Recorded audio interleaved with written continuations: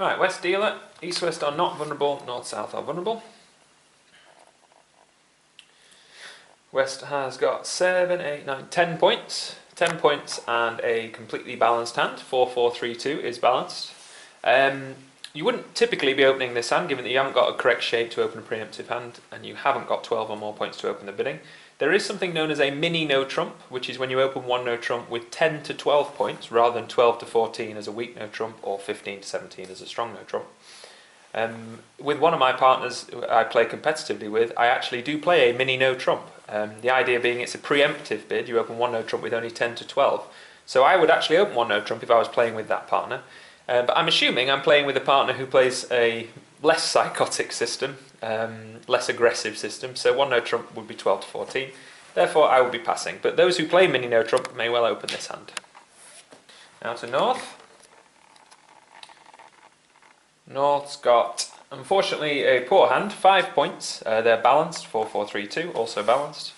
Definitely won't be opening this hand playing basically any system at all. This is a really, really, really mini no trump if you're opening this. Yeah, nice and easy pass.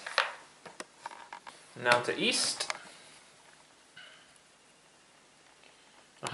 East has got 13 points in total, 5-4 in diamonds and hearts.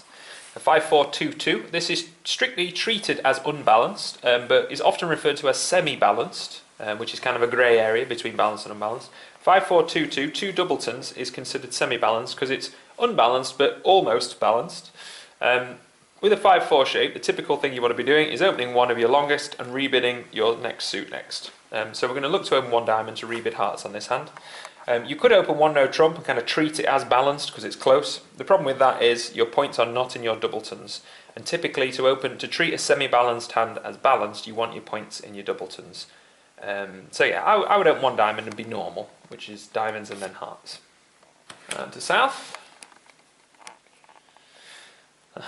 South has got 12 points, but a very, very good 6-card spade suit. Given that a jump in spades would be a weak preemptive bid, so 2 spades would be 6 spades and weak, 3 spades will be 7 spades and weak, and so on. Our hand is actually too good for that. If we open, if we jump to 2 spades, we'd be showing our 6-card spade suit, but we'd be showing fewer points. If we didn't have this king of clubs, if our hand was something like that, then 2 spades would be perfect. But because we do have the king of clubs, our hand is simply too good. So what you do with a 6-card suit that's too good to preempt is you start with 1 and then you bid them again. Similar to if you were the opener. If you were too good to open a weak 2, you would start with 1 and bid them again. So that's exactly what you do as an overcaller. So we're going to start with 1 spade in the hope that we can then bid 2 spades in the next round. That shows 6 cards in spades and an opening hand, rather than 2 spades now, which would show 6 cards in spades and a weak hand. So we start with 1 in the hope to bid 2 shortly. Right, now to West, responding to partner's 1 diamond. Typically, if we were uninterrupted, if South had not made this 1 spade overcall, we would have responded 1 heart, which shows 4 plus heart, 6 plus points. We still want to bid 1 heart, but we now can't because of the 1 spade overcall. This is something, this is a convention comes in here, where you can double, which shows that you would have bid the other major. And this double is known as a negative double. So it's a double by the responder. It's when it's gone 1 of a suit, 1 of a suit, or 1 of a suit, 2 of a suit, i.e. opener, overcall, and they're both suits. And it shows 4 cards or more in the highest unbid suit, which is basically a major. So in this instance, 1 diamond, 1 spade, double shows 4 plus hearts. 1 diamond, 1 heart, double would show 4 spades. 1 diamond, 1 club, whatever. You can come up with all different combinations. But basically it shows 4 cards in the unbid major. So in this instance, double says, I would have responded 1 heart to your 1 diamond, but I can't because this person's bid 1 spade, which is absolutely perfect. I wouldn't bid 2 clubs, although you have got enough points to bid at the 2 level. 2 clubs kind of suppresses the fact you've got hearts, and double, playing negative doubles, is a perfect way to bid hearts, even though you're not physically bidding hearts, if you see what I mean. So this is a classic negative double hand saying, I've got 4 hearts and I've got 6 plus points. The reason it's 6 plus is because we're doubling at the 1 level, so we need 1 level responsive points. So effectively what this double does is it basically makes our hand bid 1 heart, even though we weren't allowed to. And that's why negative doubles are so good. So playing negative doubles, that's exactly what I would do with this hand. Now to North, responding to partner's 1 level overcall. The key thing here, whenever your hand is weak, which this hand obviously is, weak being sort of less than an opening hand-ish, sort of 10, 11, 10 or fewer, something like that, it's all about level of the fit. So we're trying to preempt and continue the aggression of our partner's overcall, because that's what an overcall is. It's an aggressive, interruptive bid. We want to bid for however many spades we think our side holds, so we're bidding to the maximum level of the fit. So our partner rates to have 5 or more spades for their overcall. So if they've got 5 spades, we have 2 is 7, so we want to bid for 7 tricks, which is the 1 level.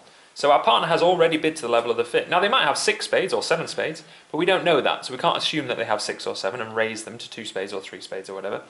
So we want to bid for the level of the fit. The level of the fit says the 1 level, i.e. 7 tricks, is the correct level. So we should pass. Back to East now.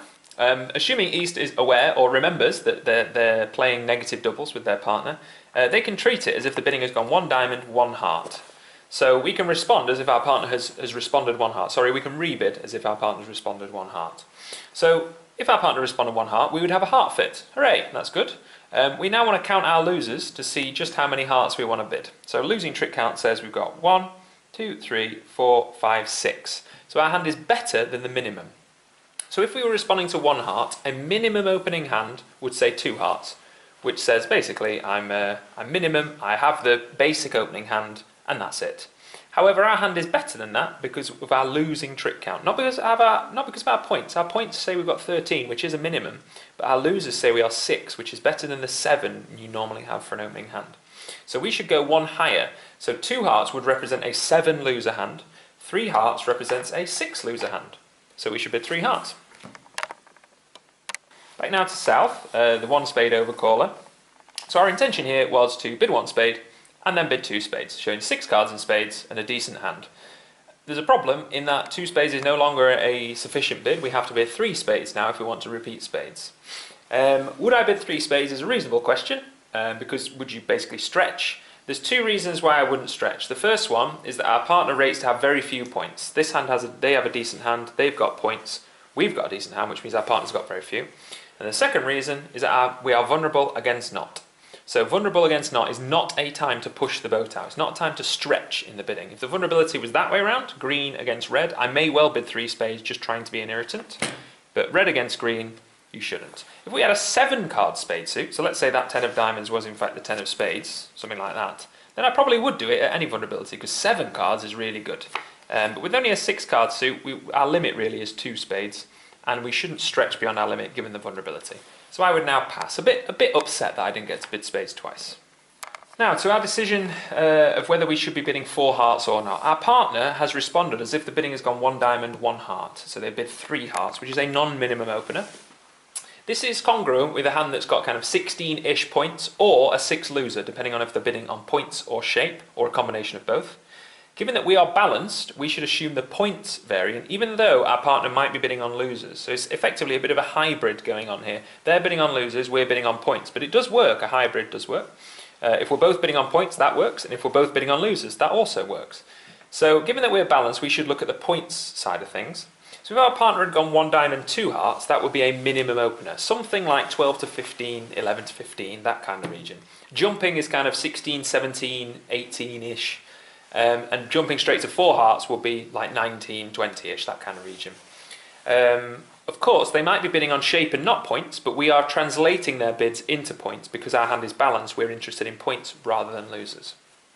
So, do we have more points than we've promised? So our original double, or our original 1 heart bid, although the double replaced the 1 heart bid, shows 6 plus points and 4 plus hearts. We actually have 10 points, so we have more points than we've promised, and our partner has a non-minimum opener. So if this translates to 15, 16-ish, and we have 10, we should be going for game. Now I know, of course, because I've just seen the hand, that they've made this bid based on losers, but that means it's still a reasonable thing to do, because their hand was worth 3 hearts, even though they haven't got 16 points, their hand is worth this bid based on its shape.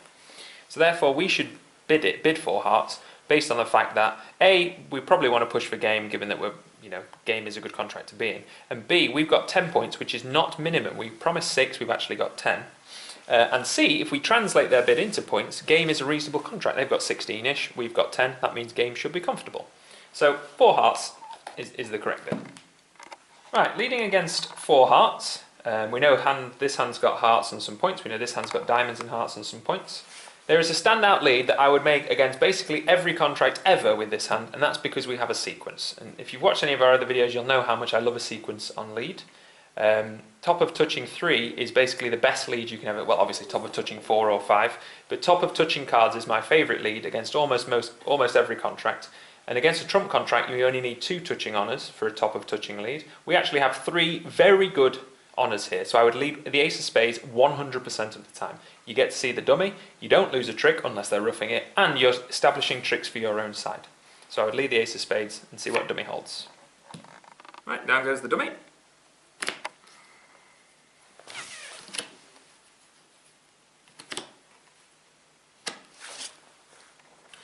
Okay, so looking at the losing, potential losers in a trump contract, it's always good to analyse your losers in a trump contract. Looking from left to right from dummy's perspective, we've got no losing hearts, ace, king, queen, jack, 10, loads of top hearts. We've got 2 losing spades. We've only got 2 losing spades because we can rough the third one here. We've got a potential losing club, depends on where the king of clubs is, and we've got a definite losing diamond. So just to count them up, we've got 2 definites here, 1 definite here, and 1 potential here. So on that kind of brief, basic analysis, it looks like our contract pivots on the club finesse. That basically is true. If the club finesse is failing, we're going to lose 2 spades and a diamond definitely, and we're going to lose a king of clubs. So if the king of clubs is on our right, we're going off. Simple as that. The bit of hope we've got is that the bidding was on our left, the overcall was on our left, and there was no response on our right. That doesn't mean the king of clubs is always on our left, it just means it's probably slightly more likely to be on our left than our right. So this contract looks like it kind of pivots around whether the club finesse is going to succeed or not. Another alternative is we could try to set the diamonds up. We play a diamond towards the king, diamond towards the queen, and rough one. If those diamonds set themselves up, i.e. the diamonds are breaking 3 and 3, we would have discards for the clubs, but we would not have enough. We would only have 2 discards. Even if the diamonds break 3-3, we would still only have 2 discards, unfortunately. So at best case scenario, we can discard those 2 clubs. We still need the club finesse. So it looks to me like we're just going to have to take the club finesse. Simple as that. There is a potential for a slow club loser, this 4th club. We're probably going to need to throw that on one of these big diamonds or rough it in hand or something like that. But effectively this hand is all going to come down to, is the king of clubs working or is it not? That's basically what it comes down to. So we're going to lose a couple of spades now. We're probably going to have to rough the 3rd spade. We're then going to have to probably take the club finesse and rough the 4th club just to make sure. And then draw the trumps. We're going to have to be a little bit careful because we're setting up the dummy as a high hand rather than our own hand. So we're going to have to rough one of these spades, one of these clubs. So we need to rough twice in hand. So we're going to have to do that before we draw the trumps. Just got to be a little bit careful. I can slightly glance past that there. If the club finesse is failing, we're off. Simple as that. So what I'm going to do, lose this spade, lose another spade, rough a 3rd spade, take the club finesse. If that succeeds, we're cooking on gas then. We can take another club finesse and rough a club. And we're really happy if the club finesse succeeds. If the club finesse fails, we're in big trouble. Simple as that. So for now, small spade. Okay, so just played a small spade from the dummy. As you can see, North has to follow in spades. It's possible, based on the bidding, that this hand had more spades and North actually was short on spades. So they might be able to rough spades on the 2nd round or 3rd round, as you can see on the 3rd round here. But that actually doesn't matter because we've got 2 spade losers anyway. So even if this hand runs out of spades now, even if they're void in spades, which is really unlikely because that means this hand would have 8 and they would have probably bid spades again. But even if this hand was void in spades, that doesn't harm us because we're going to lose 2 spades anyway, even if they rough, because their partner's got winning spades. So we only need to rough 1 spade on the dummy, so it doesn't actually matter how the spades are breaking, although it is nice-ish that the spades are breaking roughly. This hand follows with a low spade. We follow with a low spade. As far as we're concerned, that could be a singleton, most likely a doubleton. Probably won't be from a 3-card suit because they'd have bid spades if they did. But anyway, we lose that spade. And it's very likely the defender is going to continue with spades simply because they've got such good spades. And they can see that spades are going to potentially cash. So they take the king of spades. We play that one. They play another spade. We play our final spade. And they're probably going to play the queen of spades. Now, if this defender can count, if South can count, they've seen 8 spades go, they've got 4 in hand is 12, the one on dummy is 13. So they know that we're roughing, and they know that their partner's roughing. But it doesn't give anything away. Playing a card knowing declarer's roughing is not a bad defensive technique because it doesn't give anything away. We're going to rough this jack of spades, whether they like it or not. So by doing so, they're giving the lead back without costing themselves anything. Obviously, you must play the queen and not a little one, because the little one, the jack will then win. You're forcing your partner to rough when they don't have to. So the queen is best because it pins the jack. So queen, then jack. If this hand roughs, which is slightly unusual because their partner's winning the trick already, we can over-rough whatever. If this hand doesn't ruff, they'll discard something, we can then ruff ourselves. Whatever this hand throws doesn't really effectively matter. If they throw a diamond, it means the diamonds are slightly more likely to come in for tricks because they're breaking more frequently. If they throw a club, it doesn't really matter because we're not looking to set the clubs up. The best defence is to throw a club because this defender should be aware that we have diamonds from the bidding. So it's best to keep length with declarer's suits if you're unsure. So they throw a club. As I said, if they ruff, we can over ruff, so that doesn't harm us and in fact helps us because they're playing a trump for no reason. We can now ruff this, as so. We've ruffed a spade. Now is the pivotal moment in the contract. We've got to take the club finesse. If we kind of put it off and we draw trumps and we get rid of the ace of diamonds and all that, we might have burned entries that we need to take the club finesse. We need the club finesse to make this contract. It's as simple as that. So don't put it off. If the club finesse is failing, we're off. You might as well pack up. So we need to take the club finesse and we should do it now whilst the lead is in the correct hand. Don't mess about. Do what you need to do. The reason I'm not drawing trumps before is because we're going to need to ruff a club. If the club finesse succeeds, which obviously is our only chance, we're going to need to ruff a club in hand, the fourth little club here. So, club, low, definitely not the king, obviously. We play the queen or jack, whichever one you prefer. We need this to win. If the club finesse succeeds, hooray, that's good news. We now know where the king of clubs is. Two alternative lines of play now. Cash the ace of clubs, getting rid of this club, ruff a club, go back to dummy, ruff another club. Or simply come back to hand and take the club finesse again, knowing that the king of clubs is on your left. Makes more sense to do the club finesse again and make use of this ace-jack pin we've got over the king. So low trump to hand, simply to get the lead in the right place, and also to draw some trumps. Ace, king or jack, as so. The trumps break, so don't forget that's 5 trumps gone. We've ruffed in once and we've played a round of 4. Now we do the club again. This has a slight risk. If the clubs are breaking very badly, it might be that someone can ruff this club, but that would be an extremely bad break. Something like 5-1 or whatever. Low club, we can now win the jack. Of course, if they play the king, we can win the ace, whichever. We win the jack because we're taking the club finesse again. That's called repeatable finesse, which wins as such. Now you can see that because this hand discarded a club, if you play the ace of clubs, both clubs fall, and this club would be a winner. But we wouldn't know that in practice. So the best bet to do now is to play a low club and ruff it whilst we still have trumps in hand. We could play a diamond to the king and then mess about a bit, but we should ruff this club in case they're not breaking badly. In case they are breaking badly, sorry. We can ruff it high as well. We've got really high trumps, so everything, in theory, is hunky-dory here.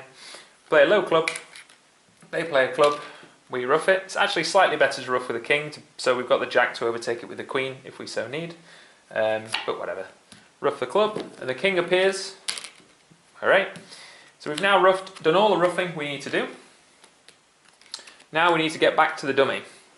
So this is slightly tricky because we've got to decide now on how to get back to the dummy. We could do one of two things. We could play the jack of hearts, overtake it with the queen of hearts, and then play the 10 of hearts, drawing all the trumps, which would work as long as the trumps are breaking. Or we could play the king or queen of diamonds, forcing the ace of diamonds out, win the next lead, play the other high diamond, removing diamonds from dummy, and then ruff a diamond to get to table. That would work as long as the diamonds aren't breaking 5-1 or worse. So the slightly better line is to knock the diamonds out, but it's also reasonable to overtake the queen of hearts. Basically, the jack of hearts to the queen, you need a 3-2 break in trumps originally, which is 60-odd%. King of diamonds needs a 4-2 break, which is slightly better, 70-odd%. But basically, we need to get the lead back to dummy to draw the trumps. So what I would do here is jack of hearts first, low heart. So this is the pivot, this is the decision moment. Queen, overtake, and then cash the 10. As you can see, that would work because the trumps are breaking. So the queen would fell 1, and the 10 would draw the rest, and then we would simply just lose the ace of diamonds. But because I don't know trumps aren't 4-1, I would probably play safe, as such. Low, low, low. We now know there's 1 trump left because we're counting. Don't forget that's, how many trumps is that? 9, 10, so we've got 10 gone so far. We've ruffed in twice, and we've had 2 rounds of 4. So that's 10 trumps gone, 11, 12, so someone has a trump left. Unfortunately for us, the lead is in the wrong hand. That's because of the heart blockage. As I said, we could have overtaken the queen of hearts, but that would have relied on a trump break. So now you simply play a high diamond, removing the ace, which is as such, like so. And then you win another diamond, they have to, well, they could lead a trump, but that means we've got the rest of the trick. So you win another diamond. This line of play only fails now if this queen of diamonds gets ruffed. So for this to have gone wrong, this would mean the queen of diamonds gets trumped by this hand. So what that means is the trumps were exactly 3 and 2, and the diamonds were exactly 5 and 1. I think if that were the layout, the defenders may well have led a singleton diamond from this hand. So I actually think we're basically 100% safe here. The other line of overtaking the Jack of Hearts would have protected against a 5-1 diamond break, but would have relied on a 3-2 heart break. So a 5-1 break is less likely than a 4-1 break, which is why I played it the way I've played it. So the queen wins, and the diamond gets followed. That's good, because now we are home and dry. Queen of diamonds won. We play a diamond from our hand. They have to follow spades. We ruff, even if someone, the person with the last trump, happens to be ruffing diamonds, which is not the case, but even if they were, this trump is too high for them, which is why that line was safe. So we ruff, even if they'd run out of diamonds here, they can't ruff high enough, but they have to play diamonds as it happens. As so. And now you just make sure you carefully draw the trump before cashing the ace of clubs. You must play the queen of hearts first, which draws this trump, as so.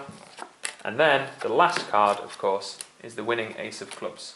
A very tricky contract that relied on the club finesse and relied on us being a little bit careful with making sure we ruffed both black losers, setting the dummy up as winners.